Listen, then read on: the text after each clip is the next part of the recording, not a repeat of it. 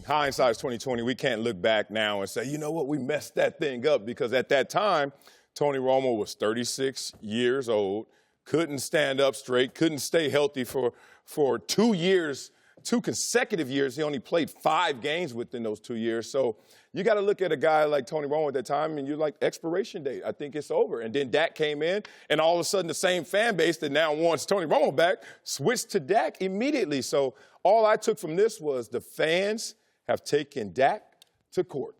The court of public opinion. And Dak Prescott's a defendant in the court of public opinion, and it has power and it has sway. And I think Jerry Jones is on notice as well. Yeah, I don't think regret is any part of this. I do think, though, the fan base is raising its hands and saying, we don't believe in Dak. And I don't know if he can reverse that feeling. I don't think it's a couple of games that can reverse that feeling. The guy would have to win in the postseason. I think the fans in Dallas believe Dak's a limited guy. He's not a franchise quarterback in their view. Again, I still want to see him with a tight end and a legitimate number 1 wide receiver again, and see if he can go back to being that guy he was his rookie year. I disagree with the fans here. I don't disagree with the fans, but I will say this. Where they miss a Tony Romo-like guy at is on the sideline, and a veteran guy that can get in his ear, which was most helpful because one of Tony Romo's best attributes was his intelligence. And so he could help Dak see stuff. They got a young backup quarterback now. Hell, Dak's teammate at one point is now the quarterback coach, so there's nobody really in his ear to help him come along, if you will. And I think that's where the biggest issue is with Dak, but I don't think Romo should be back. I'm not a huge believer in Dak either. I like that. You know, I look at the L.A. Rams in 2016. We drafted Jared Goff, and people thought he was a bust. But when we got Sean McVay, all of a sudden now, boom. The running game, we have Todd Gurley. Todd Gurley, he was a bust. They got Zeke. The defense for the Cowboys wasn't good. Defense is good this year, but the offense is struggling. It's almost they just switch places. It really is. And I keep going back to Jason Garrett.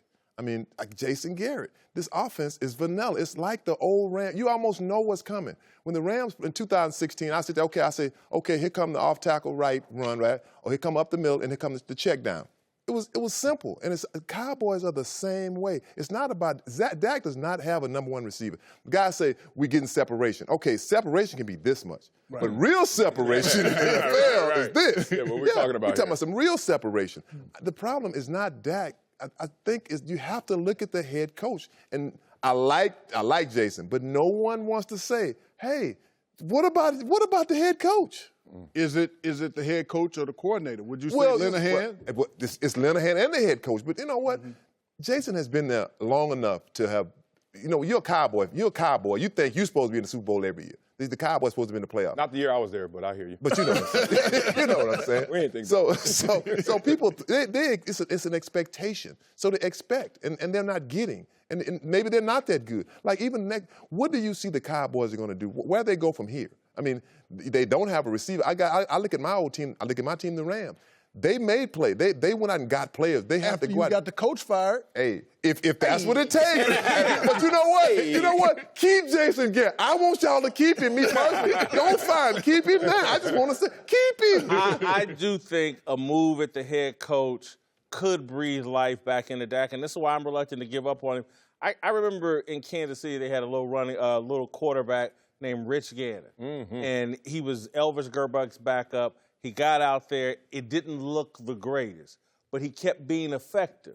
And he didn't look like anybody's franchise quarterback. And then he gets to Oakland and gets with John Gruden, and the next thing you know, he's an MVP candidate, and then he leads with Bill Callahan as the coach. He leads him to a Super Bowl. And late in his career, Rich Gannon became a big-time quarterback in this league. And when I look at Dak, I see all those same attributes as Rich Gannon. I just don't see the pieces around him, and I don't see a coach or an offensive system that's making it easy on him. Well, you know, sometimes it gets validated where you got selected. Sometimes, and sometimes it doesn't. Like a Tom Brady 6th-rounder, messed that one up. Sometimes a 4th-rounder comes in as a 4th-rounder should. And what greatness is not getting up there one time. It's consistent excellence. And what we haven't seen from him is consistent excellence.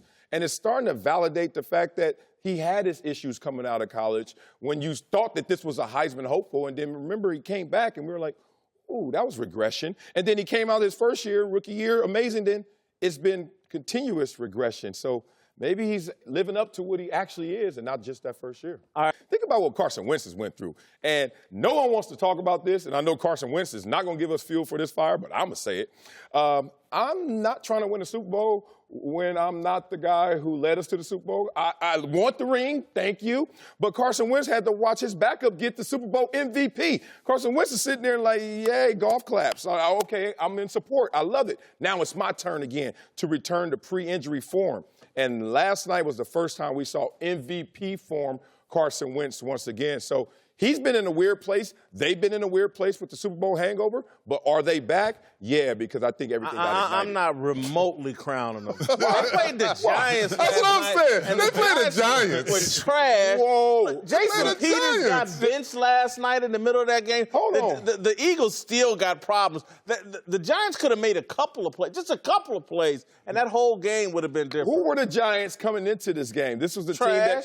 team that lost to a Carolina team that is very good this year and only lost because of some NFL tying field goal, 63 yards. So other than that, this was a team chomping at the bit, ready to roar, and they got smoked from play one. I'm telling you, 4 sacks on Eli Manning, the pass rush, disrupting the receivers and the timing. They look good all around. I think Philly's back. No, they're not back. No, they're not back. The DBs never got challenged deep in the game, which is where Philly has struggled. Their front has done a good job of sacking the quarterback, pressuring the quarterback. But the New York Giants right now are one of the saddest franchises in the NFL. Yeah, and that's a sad thing. That's a sad thing to say because everything that organization has meant has been one of the standard bearers of the National Football League, but they are non-competitive. From the coach, first year, down to the players, they all need to take a look in the mirror, and they need to get on the same page. They didn't look competitive from play one. On the first interception down the line, other than Saquon Barkley, they looked amateurish. And I wonder why. Amateurish. You know how it is when we played a sorry team.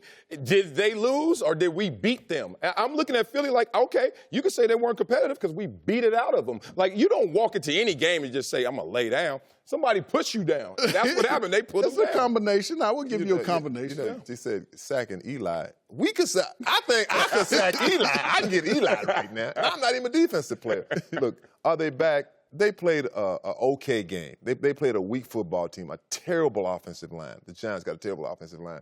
The only thing that the Giants have is, to me, OBJ when he's not having his antics and he's getting the ball, and Saquon Barkley. Yeah. But other than that, I mean, I look at the Eagles. You know, teams have a swagger about them. You know that as a player. You come out, you're like, hey, we feeling it. We feeling it.